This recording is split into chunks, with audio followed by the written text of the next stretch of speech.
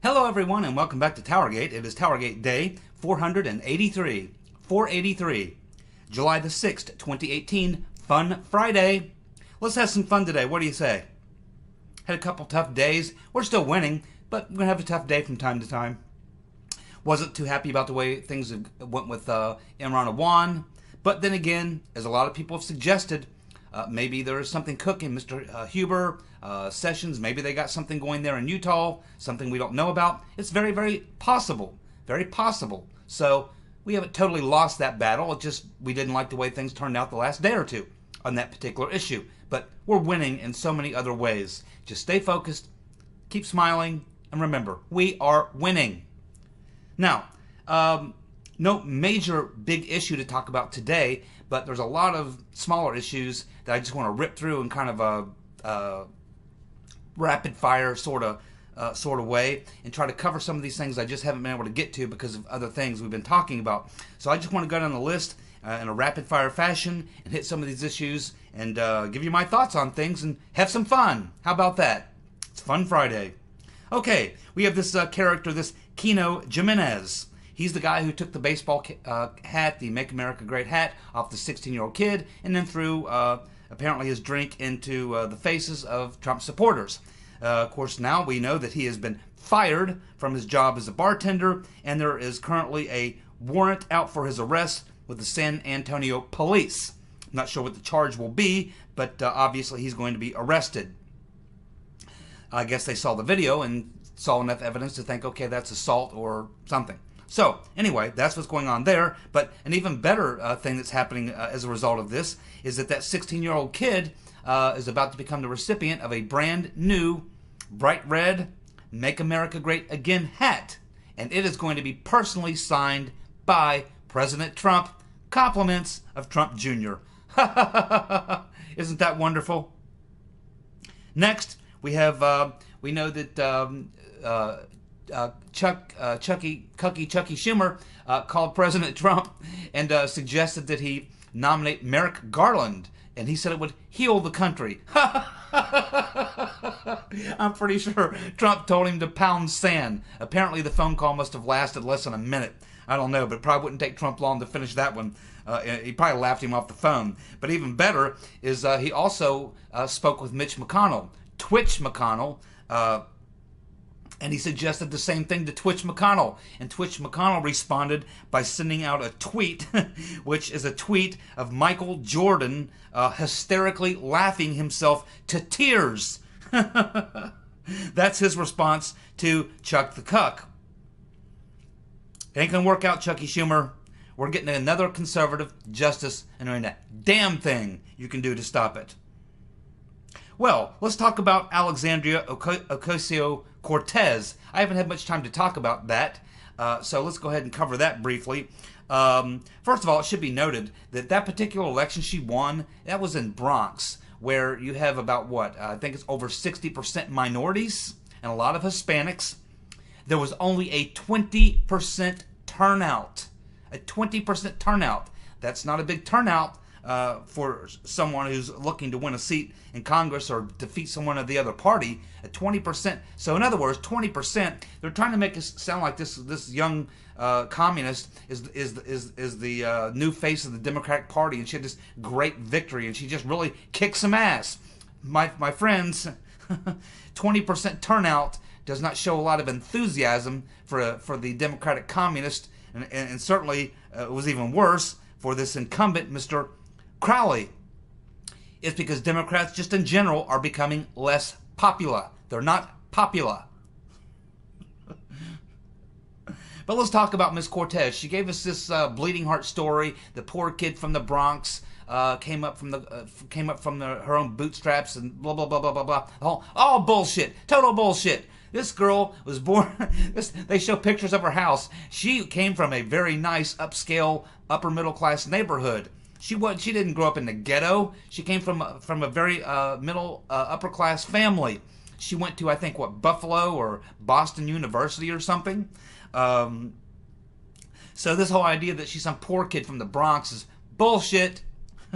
It made a good story, but it's a fake news story. The real truth is she grew up pretty well off. Definitely not some poor kid from the Bronx.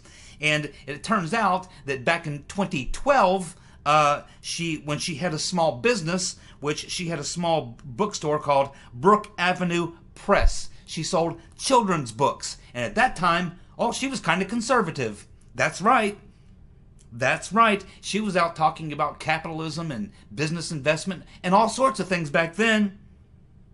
She supported a bill that would cut taxes for startup businesses. And she's on video being interviewed where she says about this particular issue, about these tax cuts for startup businesses. She said, quote, "You don't make a profit in your first year in business, and on top of that, getting taxed is a real whammy." Now she is a card-carrying member of the Democratic Communist of America. They call themselves socialists, but they're communists. And she is a dues-paying member of the New York City Charter. And their position is they're calling for the abolishment of capitalism. They are opposed to ownership of private property. They want federal job guarantees. They believe housing is a human right. They want to abolish profit, prisons, cash bail, and borders. She certainly has flipped her tune, hasn't she?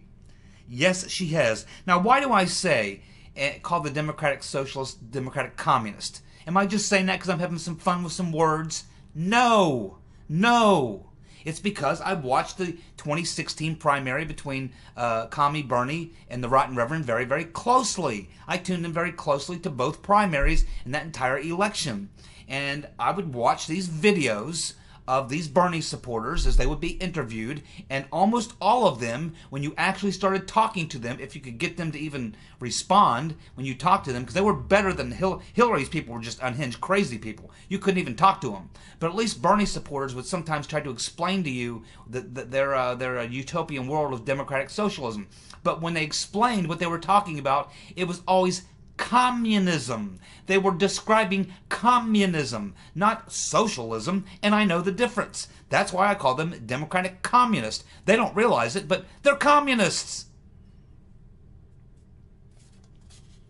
That's why I say that. I don't say it for the hell of it.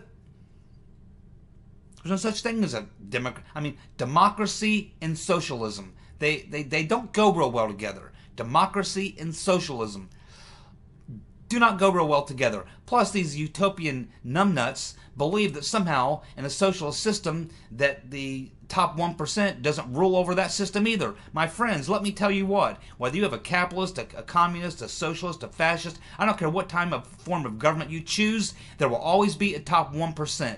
There will always be a ruling class, a ruling elite. They will always find their way into that 1%. They can start off in the bottom 99%. Within a year, they'll be at the top 1% for various reasons. There is tyranny in all forms of government, but the form of government that has produced the most prosperity and the most peace is the capitalist system. Not a perfect system, must be kept in check. There are things we have to do, but compared to all the other systems, not even close. And communism sucks. And we have a long history to prove it. Well, it appears that Brandon Straka, this guy who was the founder of this walk-away movement, was recently abused and refused service in a New York City camera shop. So now that he's made this video and he's gone public, he's not very popular there in his city of New York. So he's going to probably get a lot of flack for that. But ultimately, in the end, I think he will be viewed as a hero at some point for having the common sense to wake up to the line of bull that folks like him have been exposed to for a very long time. Ultimately, if he stays with his principles of where he is right now, he will be winning as well. He can join us and win a lot too. It appears that Uncle Bob the Executioner has added more prosecutors to his criminal Rotten Reverend posse. He's added more prosecutors to his team. Why? I don't know. We have everyone telling him he needs to shut it down or show his hand, show what he's got, or shut it down. He's not doing either. He's bringing in more prosecutors. I don't know what that means, but we'll keep watching. Uncle Bob the Executioner. Trump was giving a speech in Great Falls just a little while ago, and he said that Maxine Waters has a very low IQ, probably in the mid-60s. I would guess the same thing. I would say mid to upper 60s, maybe low 70s. I think 72, if you're below 72, you're considered mentally handicapped, I believe. And yes, she would fall into that mentally handicapped ratio in IQ points. I have no doubt about it. That the Mad Maxine Waters, many people believe, was formerly a California raisin. I don't believe she ever was, because I don't think she can sing or dance, but she certainly has the IQ of a raisin. Well, it looks like the Red Hen is reopened, and of course they reopened to a lot of protesters, people on the other side protesting them. So my guess is the owner of the Red Hen, it won't be long before she'll be selling that business, that business is even in business. You know, restaurants operate on a very low profit margin, and she's probably got the Board of Health inspectors in there now, seeing how clean the place is. She could be looking at a lot of problems. I'm sure business has fallen way off, and it's just a matter of time. But that woman really made a huge mistake from a business perspective. What a stupid move. What should we expect from a Democratic communists? They're not real bright, otherwise they wouldn't be Democratic communists. It appears that only 25% of voters want to abolish ICE, and 55% want ICE to stay. Once again, proving that they are on the wrong side of the numbers and the wrong side of history. We also have 200 black female leaders who are defending Mad Max, and they are demanding the Democratic National Committee defend her. They've created a monster. They have created a monster along with their friends in the radical left-wing media. They have created this entire radical left with their propaganda, and now they own it. It's a Frankenstein monster they created, which is going to destroy them, not just these left-wing media organizations, but the party itself. There's going to have to be a major transformation to recover from this. I've never seen either of the parties have it this bad. Even after Watergate, and the Republicans had quite several rough election cycles after that,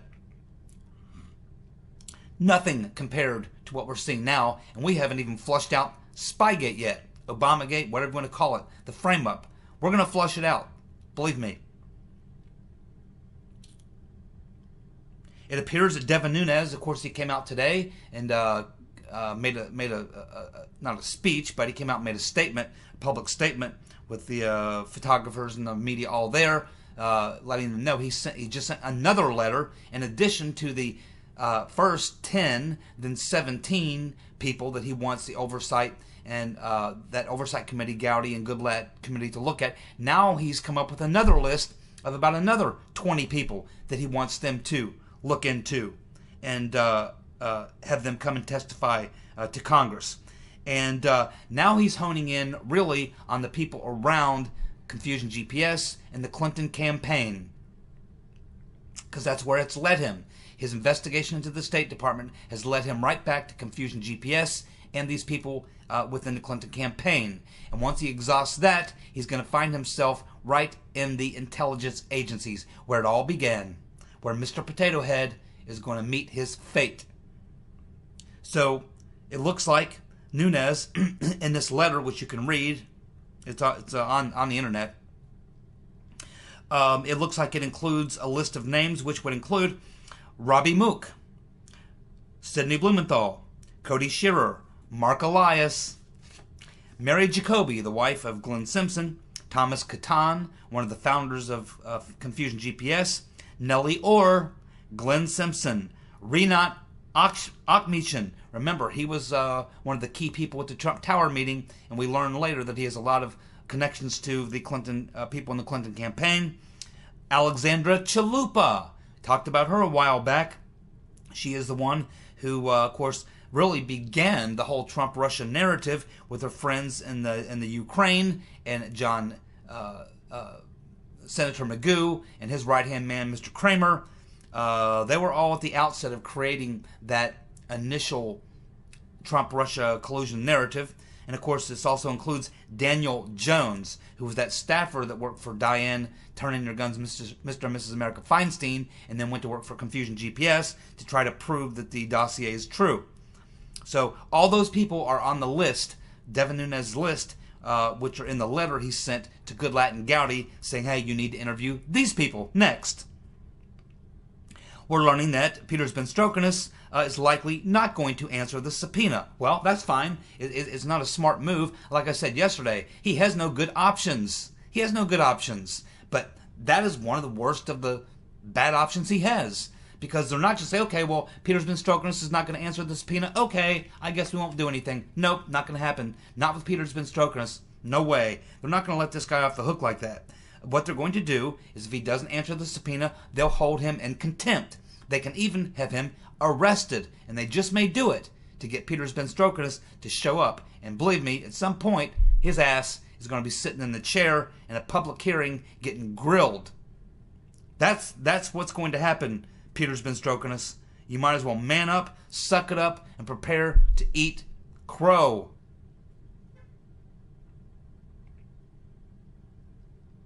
Trump, in that speech also in Great Falls, has challenged Elizabeth Warren to a DNA test. He apologized to the original Pocahontas, but he's not apologizing. To Elizabeth Warren. Of course, we're hearing now and learning a lot more about the guy who accused Jim Jordan. I heard a whole thing on him today. Took about 15 or 20 minutes to explain all the stuff this guy's involved in. He's been involved in like 8 lawsuits, many of them filed against him, or he files them against other people. This guy is just a lowball and a dirtbag. I believe that one of Jordan's closest confidants who knew him really well, one of the other people there at Ohio State University, has stated that he doesn't believe any of this is true, and that this guy is just making a lot of this stuff up. For whatever reason, he's just a bad apple, and he's trying to capitalize. And of course, we know that Perkins and Coy is behind this. It's just another smear campaign against Jim Jordan, because he might actually get to the truth. And he will. And he will. Not going to work. That's going to fail too. You know, watching the left wing, the Democratic Communist, you got to wonder what's going on in their head. Here it was 2 years ago. They said they had to stop Commie Bernie because his Democratic Socialism would destroy the party and cost them huge losses. Yet today, just 2 years later, they're embracing Democratic Socialism and all happy to be a part of it because this 28-year-old woman won an election in the Bronx, New York, where more than 60% of the people there are minorities, many Hispanics. They only had a 20% voter turnout. Yet, based on that little bit of evidence, they're going to completely change their party and go exactly where they said they could never go just 2 years ago. What happened the last time the Democrats ran two really far-left Democrats? The last two I remember was Dukakis and what's his name? Jimmy Carter's vice president. What was his name? Mondale. Dukakis and Mondale. Dukakis and Mondale were two of the most far-left Democratic candidates that they had run since Roosevelt, since FDR. I mean, they were even farther to the left than LBJ. And how did it turn out for them? Well, I believe they lost 48 and 49 states, respectively. Mondale, I think, only won one state. And I think it was like Minnesota or something. Lost all 49 other states. And I think Dukakis won 2 states. I mean, they got smoked. They got smeared. They got blown out. It was a disaster. And those guys weren't anywhere near as far left as the Democratic Communists, where the party is at today. And apparently Tom Perez is embracing it. Yeah, we're going to go ahead and move to the left. We're going to go ahead and move all the way to the left. All the way to the left. The last 2 elections, the last 2 times they put up really hard left candidates, they got blown out. 48 and 49 state landslide losses. It does not look good for the Democratic Party. Not at all. They're headed down a very bad road. Thank God. Maybe they'll be destroyed, never to return. Of course, we have Michael Moore tweeting out on July 4th, Happy Resistance Day. Hey, people, let's finish this. Happy Resistance Day. Okay, there's no such thing that I know of called Happy Resistance Day. 242 years ago, we had, a revolution, a Declaration of Independence, announcing we were prepared to have a revolution to get our independence. That has nothing to do with a resistance. It wasn't a resistance. It was a lot different than a resistance. And exactly what are you resisting? The revolution happened, Michael, and we won. Now, the very same type of folks that we had to fight against back then is the very team that you're playing on today. You're like the Redcoats coming back to haunt us 242 years later. We defeated them, and we'll defeat you. What a moron. What a moron. Well, it looks like a group of Rhino Poachers over in South Africa attempted to break into a wildlife reserve and poach some rhinos. But unfortunately for them, they were eaten by lions. Good. Poaching rhinos in a wild game reserve. What a bunch of morons. Yes, they should be eaten alive by lions. It's called swift justice right there. Okay. Now, I want to talk about a story that is the biggest story in the world that no one's talking about. Biggest story in the world that no one's talking about. Or at least was the biggest story in this country that no one's talking about. Besides, the frame-up, the meltdown of the Democratic Party, the rise of communism, and all these other things. Which is really no big, great rise of communism. What it is, it's about 1% reality and 99% propaganda and media hype. You would get the impression from watching, and apparently the Democratic National Committee is bought into this, that all of a sudden there's this great big fat communist movement. All of a sudden everybody wants to be a Democratic Socialist or Communist or Leftist of some sort, and there's this great movement sweeping the country. There's not! A 28-year-old lefty won an election in the Bronx where they have 60% minorities, where 20% of the people came out and voted. That's what happened. Trump's winning on every phase. We see people walking away from the Democratic Socialist Party, Democratic Communist Party, whatever you want to call it. It's all a hoax.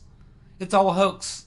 It's all PR and propaganda and smoke and mirrors. There is no great leftist uprising happening in the country. It's a small group of people making a whole lot of noise, getting a whole lot of attention from the left-wing media that helps create them. That's all it is. That's all it is. This country is just as center-right as it ever was, and probably will go more center-right because of these people. And I think that will bear itself out in 2018 and 2020. And if the Democrats don't learn from it, they'll get hammered even worse in 2024. Like I said, if they continue on this path, if still in 2024 they're running a Democratic Communist, a hard leftist, they may end up losing again 48, 49 states. Just like they did when they ran Dukakis and what's his ass. Now, here is the biggest story that no one's been talking about, at least in this country, for the last year or so. It's an issue we never talk about here on TowerGate. It's not really related to what we do or anything else, but it is Fun Friday, so I wanted to just try to throw something out there a little different. What we've seen in the last, especially the last 6 months or a year, we've literally seen the government come out and essentially admit that there are UFOs, unidentified flying objects. We've known this for the very longest time, but they've essentially come out, is what they've done. But it's the way that they did it. They didn't have the president come out and address the nation and sit there and say, okay, Americans, I want to let you know that as the government, we are now officially coming out to let you know that there are unidentified flying objects. There are things happening in the sky that are not of this world. Yes, that's what's going on, and so we just want to tell you the truth. This has been going on now for about a year or two, and it began when they started declassifying a lot of documents that they normally would never release, fully unredacted, to these UFO research groups. Then, of course, they started showing us actual video footage of military pilots observing and following these craft. These are the types of things that would have been the most top secret thing ever. This stuff would never have been released to the public. Even 10 years ago, or even 5 years ago, they would not have released these types of videos showing military pilots talking about the fact that they're, and showing you they're tracking this thing. And it's not just been one, it's been 2, 3, 4, 5, 6. I don't know how many of these I've seen now in the past 6 months to a year of these videos released by the government showing us military pilots tracking, following these objects. And they're talking about it, the speeds they're traveling and what they're doing. They've essentially come out and admitted it. The official position of the government before was always, it's a hoax. They're a bunch of hoaxes. There's nothing to it. But now, they're essentially saying that the phenomenon is real and that these objects come from an unknown source. They just don't know. They know that they're not of this world. Now, I expected this because, as I've mentioned before, my grandfather retired as a full bird colonel from Wright-Patterson Air Force Base. He told me before he died, many years ago, when I was a kid, that there were things up there at Wright-Patt. And he said someday, and I was a little kid back then, he said, I won't be around, but someday, when you get older, you're going to find out some things. You're going to find out some things about what's up there at Wright-Patt and what's going on up there at Wright-Patt. He was up there for 17, 18 years or something and retired out of there. And he was a lifer, and an Army lifer actually, and then he went to the Air Force. But he's 21 years in the Army before he went in the Air Force. But anyway, he wasn't a crazy man. He knew exactly what he was talking about. I didn't know what he was talking about. I was like 12 or 13 years old. I had no clue. I was just playing with my toys. And he was just kind of glaring out in space. We were sitting there on his porch, his screened-in porch, and he had gotten cancer, and he knew he only had a few months to live. I didn't know that at the time. I was a kid, but he knew that. And so he was just, I guess, in that state of mind, and I was just sitting there playing with my toys on the floor, and I remember he was, we were getting ready to go to the hospital. That's why we were over there that day. We actually were going to pick him up to take him to the hospital. He would go into the hospital, and they were going to give him his last dose of chemo, and they said this will either kill him or cure him, and it killed him. Colon cancer. So he was sitting there. I remember I was just playing with my toys and stuff. I just remember he just kind of was looking out into space, and he started talking about this stuff going on at Wright-Patt, stuff he'd never talked about before. I found out years later that he had talked to my dad about it and said, yeah, there's things going on up at Wright-Patt. There's things going on up there. I can't talk about it, but I'm just going to tell you there's things going on. So it doesn't really surprise me, but it's just the way that they've come out. There was no big announcement. They've not come out and made any big government statement. They've just slowly, over the past couple years, began these massive declassifying of documents, releasing these documents to UFO researchers. They are now releasing footage of actual military pilots chasing these things, and this kind of stuff would have been, stuff that would have been the most highly classified, above top secret stuff. Even 5 years ago, they never would have released this type of stuff. But now, so this is their way of coming out. This is their way of coming out and finally letting us all know it's true. There are things flying around in the air, and we don't know what the hell they are. And we're pretty sure they don't come from any place around this planet because no one has got this kind of technology. So essentially, what we're saying is the government has essentially come out and has admitted the truth, which we've known for many, many years. Many, many years. Many people have known about this. Many people in government, many people have seen these things for themselves. Many military pilots, astronauts, people like that, people have seen these things. So now we can essentially accept the fact that our government, in its own way, has come out and admitted the UFO phenomenon is real. There really are things flying around. We don't know what they are, but they're not of this world. Not of the world we know. So, I think it's, I was always fascinated by Roswell. And that military officer who was a big part of what happened there at Roswell. Jesse Marcel took a lot of grief and has been fairly well abused over the years. And I think it's time, now that the government's essentially admitting a lot of these things are true, they need to come out and clear the air on what happened down there at Roswell, New Mexico. And they need to clear Jesse Marcel's name. They need to come out and say, yes, Jesse Marcel got a real bad rap. Jesse Marcel deserves to be have his credibility restored back to him, even though he's gone. But his son is still alive, and I imagine he's got a grandson or whatever. But the Jesse Marcel family needs to be vindicated. Jesse Marcel, who was a major back then, an intelligence officer there at Roswell, tried to come out and tell the truth. He was an honest military officer. At the same time, he was trying to do his military duty and keep the secret at the same time. But the way that they set him up and used him and made a fool of him to cover their ass was wrong. And they need to come out and correct the record for Jesse Marcel, for his son, his grandson, and his family. Because for many years after that, Jesse Marcel, he couldn't even go to VA things anymore without people laughing at him. He would walk in, oh, there's Jesse Marcel. You know, hey, see these flying saucers lately, Jesse? And, you know, he really took a lot of heat, man. And just for trying to be an honest man, trying to be a good military officer, he was caught in a very tough situation. He was thrown into a situation that was extraordinary, absolutely extraordinary. He did the best he could with that situation. He wasn't trying to give up any military secrets, but, you know, and he was trying to do his duty as a military officer, as an intelligence officer. And the way that the man was treated for all those years, just wrong, man. And the military, the U.S. government, particularly the Air Force, they need to come out and correct the record for Jesse Marcel and his family. The man's entire life after that, he was ridiculed and made a fool of. And it was not right, because they knew. And they need to come out and tell the truth about what happened at Roswell. Because the rumor is, and I think what my grandfather was talking about, is that those by the way, they've also admitted that there is an Area 51. By the way, they have admitted there is an Area 51. And they do have research, UFO research. It's been going on for very, very many years.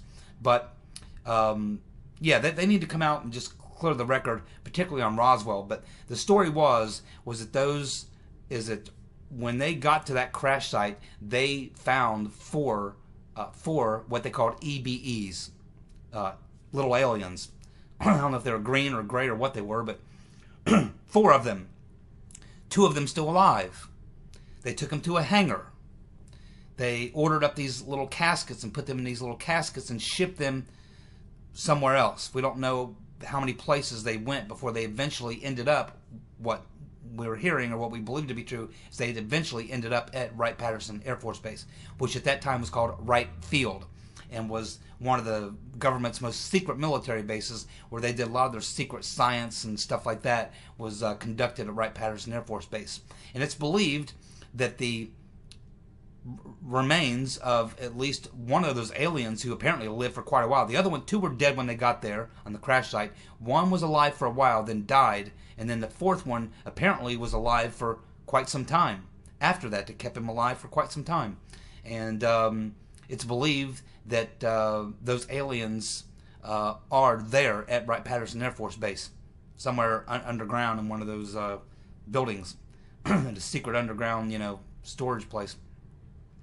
They need to come out and clear the air and tell the truth about what happened at Roswell. They need to clear Jesse Marcel's name for the sake of his family, and they just need to come out and just tell the truth. They're never going to come out and let, say, okay, Trump, you're the president, you need to come out and just tell people it's all true. That's not how they've done it. They're doing it by slowly releasing information, kind of letting us get, warmed up to it. They're never going to come out and say, we've been lying to you for all these years, now we're going to tell the truth. It's not going to happen that way. It's happening just the way it's happening now. It's this slow sort of allowing us to experience it very slowly. And you can see all the things that you're doing, but we can now honestly say that there are things and beings and objects and things from other worlds all around us. I guess that's winning. See you guys. Bye.